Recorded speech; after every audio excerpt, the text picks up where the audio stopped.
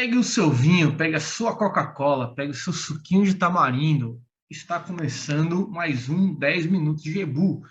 E hoje, aqui no nosso programa, a gente vai falar sobre um cara aí que é muito especial, pelo menos na minha vida, que é o diretor espanhol, né, que gravou filmes em vários países do mundo, como, por exemplo, França, México e Estados Unidos, o grande cineasta, ícone do surrealismo no cinema, Luis Buñuel, certo? Então, a gente vai falar aqui sobre os filmes que eu tenho na estante do Luis Buñuel. Antes de começar a falar aqui desses filmes, eu queria dizer para vocês que a maior parte dos filmes dele não existe mais em DVD, né?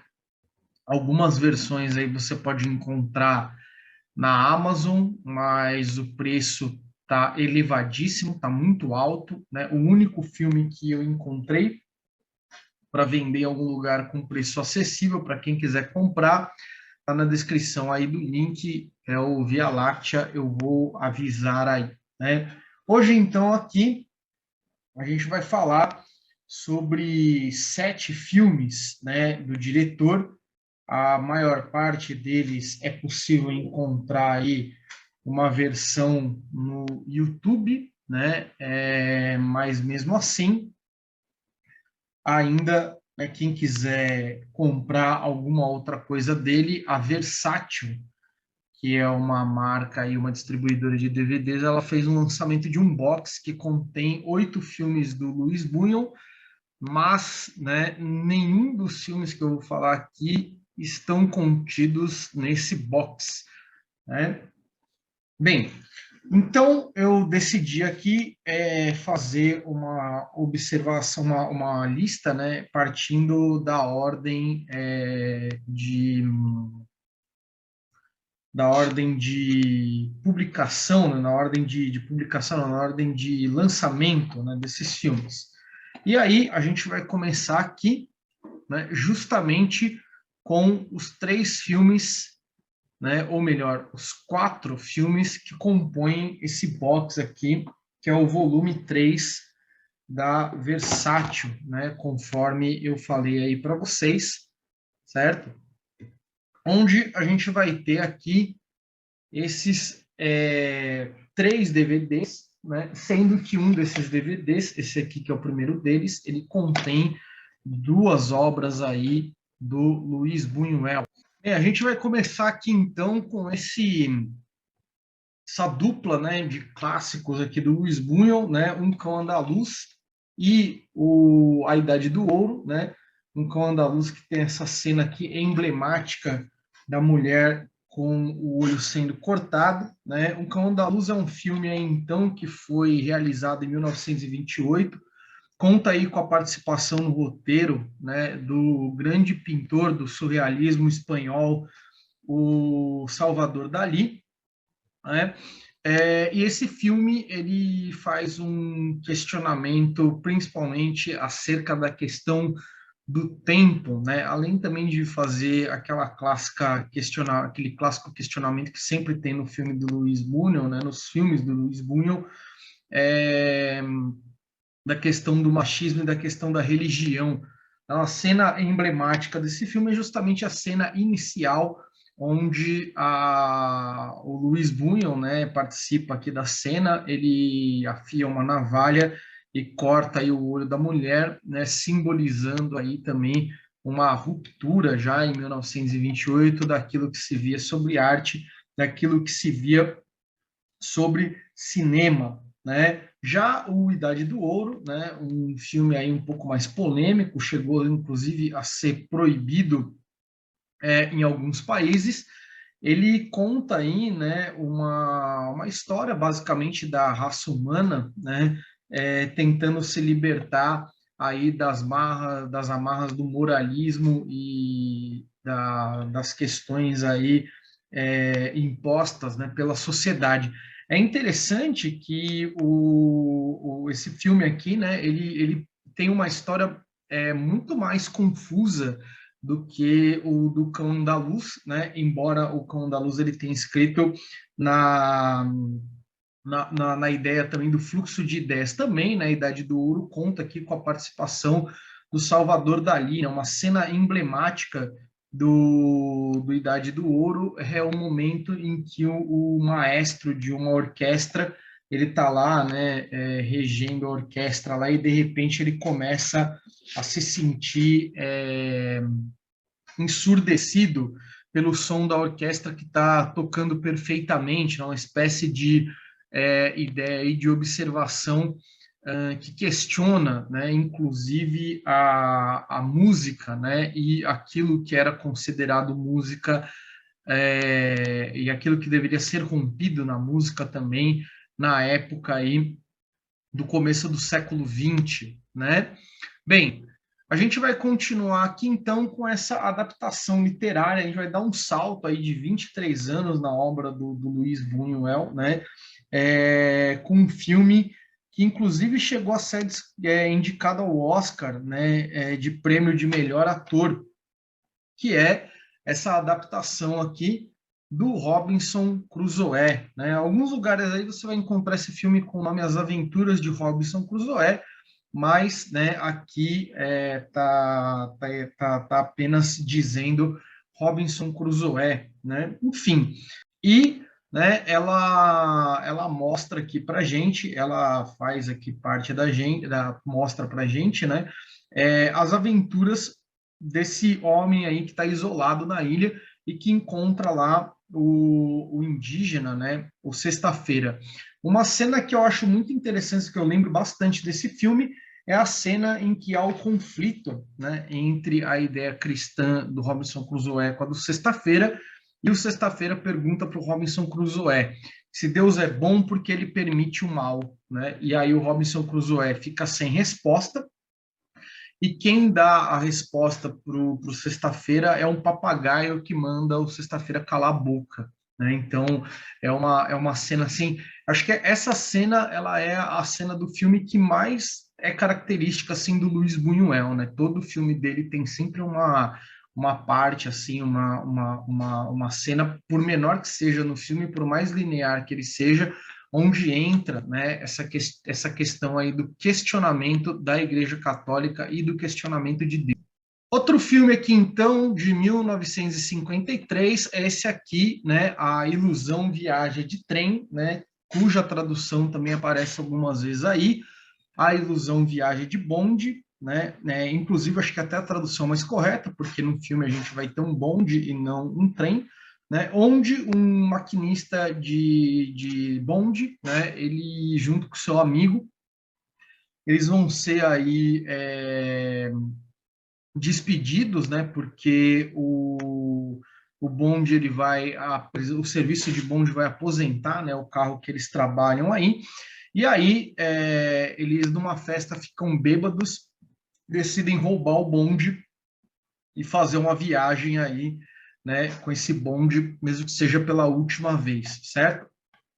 E aí vão aparecendo aí várias personagens inusitadas nesse trajeto, mas a cena que eu acho mais interessante desse filme, né, a que chama mais atenção para mim, que é uma marca também, o diretor também tem muito isso, né, falando aqui direto dos filmes dele, ele tem muitos filmes que se trata de um trajeto, né, de pessoas andando de um lugar para o outro, ou, né, passando por algum determinado momento da vida onde vão aparecendo diversas personagens inusitadas.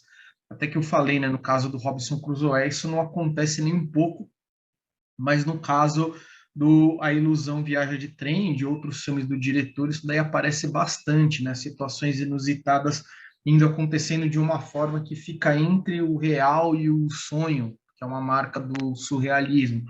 E aí, no começo desse filme, tem uma cena que é justamente a cena onde eles estão falando sobre a questão do bonde, que eles ficam bêbados, que está tendo uma festa na vila, e aí vai ter um teatrinho, né, religioso ali, para divertir as pessoas na festa. Esse teatrinho, ele conta a história de como Lúcifer virou o anjo do mal. só que ele conta de uma maneira bem popularesca, assim. Então, o Lúcifer, ele chega, né? Não é seria o anjo mais belo, mas é um cara super feio, né?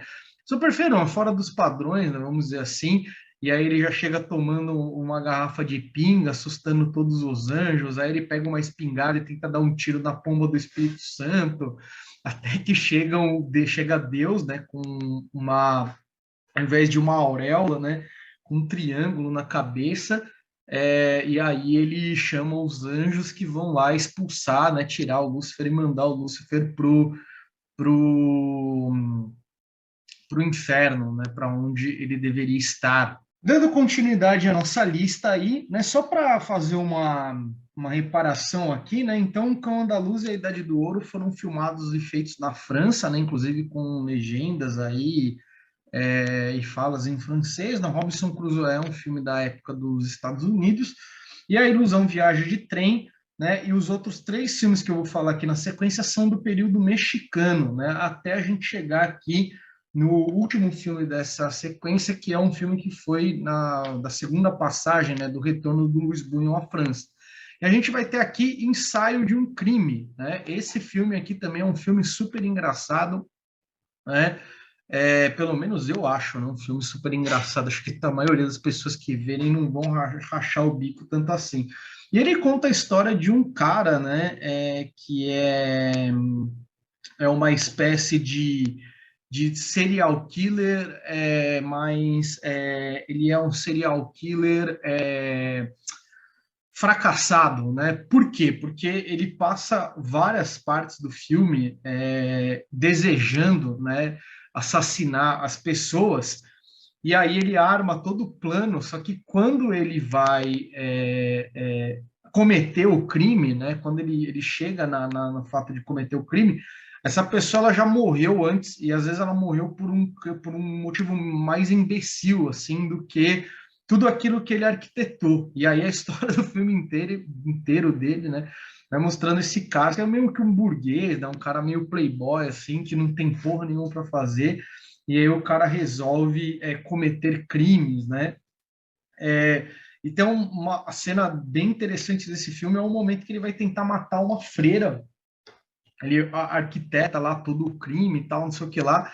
E aí alguma coisa acontece que essa freira ela sai correndo, e aí quando ela entra no elevador, o elevador não tá lá, né? O elevador não subiu.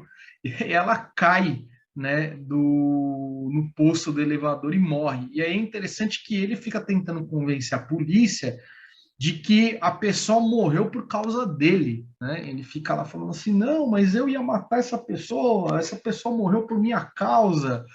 Se ela não tivesse morrido por causa disso, eu ia matar ela. Então ele fica meio que tentando, né, chamar a atenção da polícia e etc. Bem, esse filme aqui foi o primeiro filme que eu assisti na minha vida do Luiz Buñuel, né?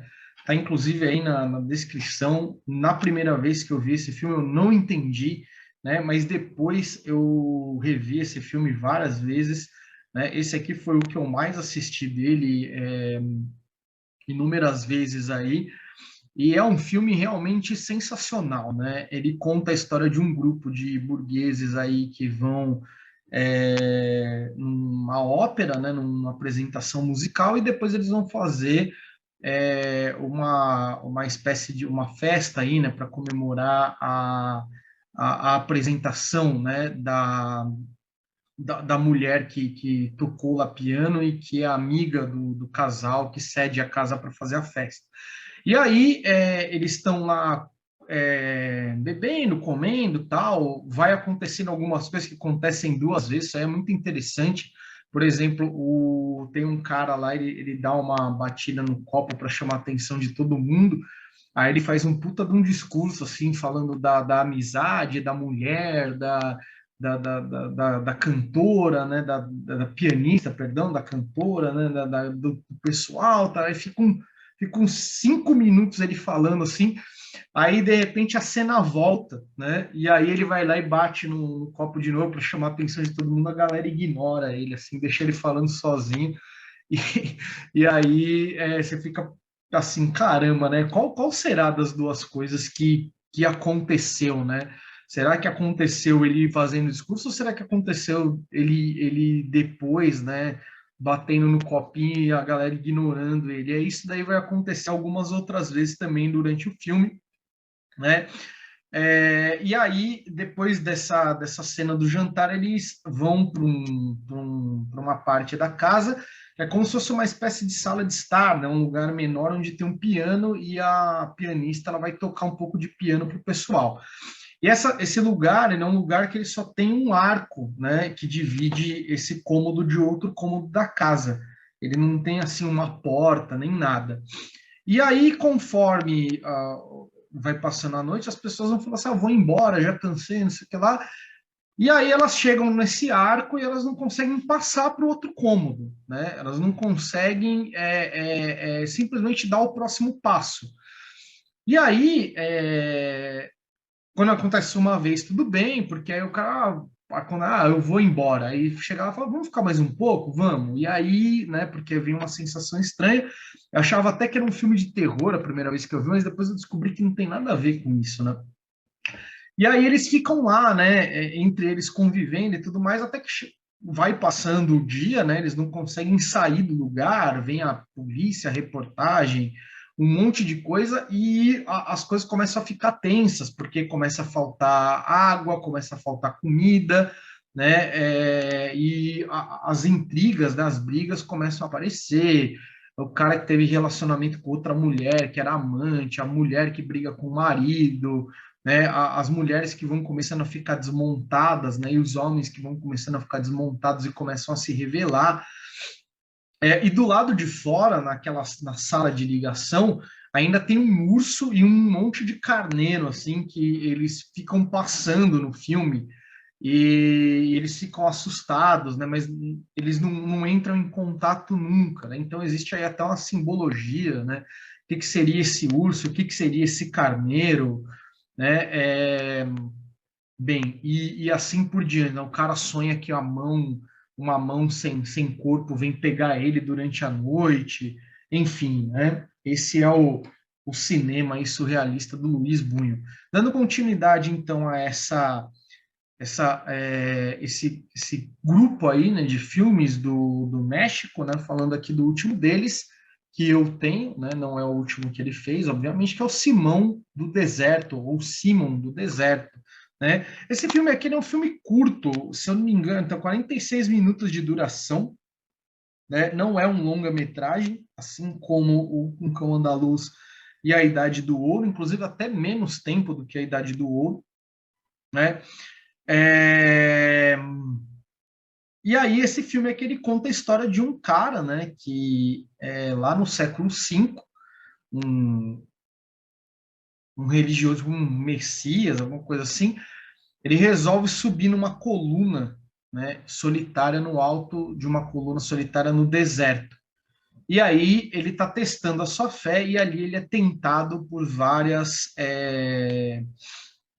pessoas, né, que passam, inclusive até conseguindo juntar um grupo gigante aí de seguidores, né?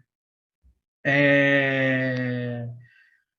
Uma cena bacana desse filme é quando chega o diabo, né? O diabo aparece várias vezes, né? Mas aí tem uma que é bem interessante, assim, que chega o diabo vestido de mulher com barba segurando um carneiro, né? E aí o Simon vai se convencendo, né, de que ele é o diabo, tal, até que ele faz uma pergunta lá, o diabo não sabe responder, ele descobre que é o diabo pega, coloca o carneiro no chão e dá uma bica no carneiro, né, na ovelha, assim, que sai rolando, e depois vem um caixão deslizando, aí o caixão abre, é uma outra mulher, aí a mulher consegue subir, enfim, né? Uma série aí de cenas que, que acontecem, né? Durante esse, inclusive até um avião, né, passando no céu, no meio do século V.